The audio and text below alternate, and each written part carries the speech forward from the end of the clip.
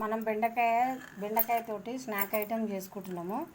First బెండకాయలు పొడుగు కోసి ఇట్లా సగం కట్ చేసుకోవాలి. అడ్డము పొడుగు ఇట్లా కట్ చేసుకోవాలి.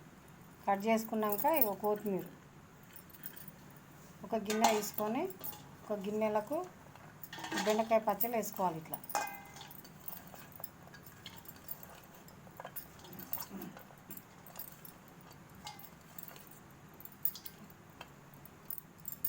బెండకాయ పచ్చళ్ళు వేసుకున్నాక శనగపిండి వేసుకోవాలి. ఇట్లా శనగపిండి వేసుకొని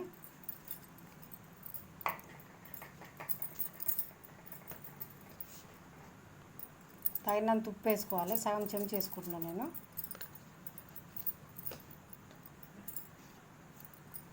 కారం ఒక చెంచా వేసుకుంటున్నా.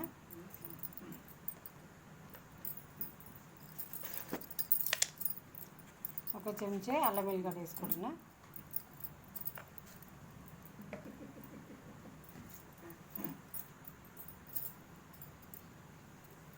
ఒక చిటికెడంతా పసుపు,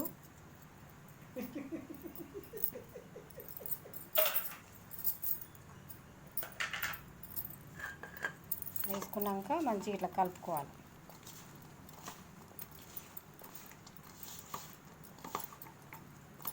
ఇట్లా మంచిగా కలిసేటట్టు శనగపిండి వేసుకున్నాం కదా, ఉప్పు కారం అల్లం వెల్లిగడ్డ అన్నీ వేసుకున్నాక ఇట్లా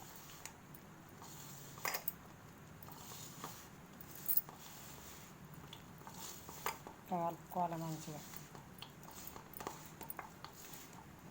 దీంట్లో కొత్తిమీర వేసుకోవాలి.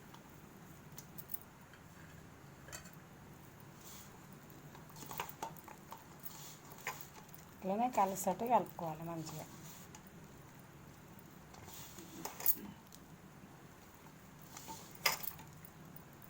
శనగపిండి ఈ బెండకాయ పచ్చళ్ళకు మంచిగా పట్టాలి. ఇట్లా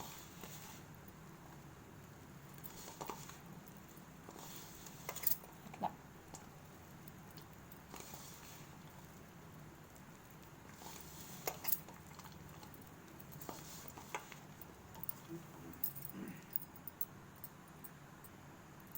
ఇప్పుడు ఒక సుక్క నీళ్ళు పోసుకున్నాము.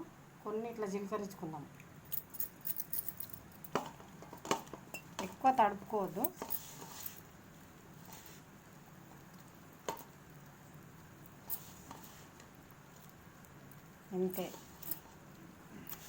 ఇంత మోతాదులో తడుపుకొని ఈ బెండకాయ పచ్చళ్ళని ఇప్పుడు మంచిగా డీప్ ఫ్రై చేసుకున్నాం. ఇంత ఎక్కువ తడుపుకోవద్దు.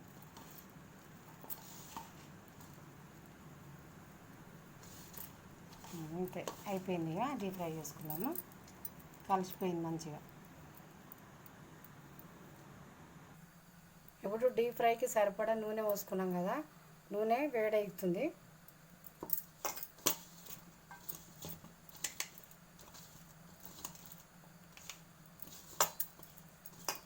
నూనె వేడవుతుంది కదా, ఇప్పుడు వేడైంది. కొంచెం కొంచెం వేసుకుందాం. ఇట్లా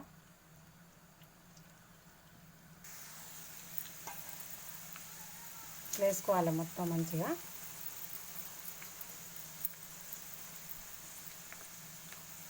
మంచిగా కలుపుకోవాలి, మరగేసుకోవాలి ఒకసారి.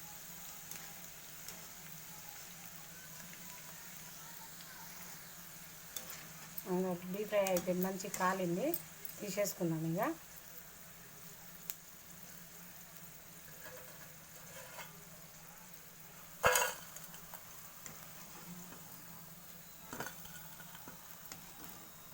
ఇంకొకసారి వేసుకుంటే సరిపోతుంది.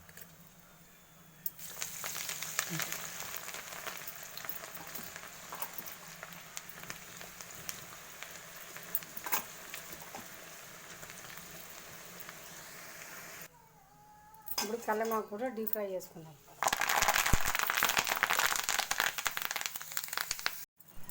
బెండకాయ వేపుడు రెడీ అయిపోయింది.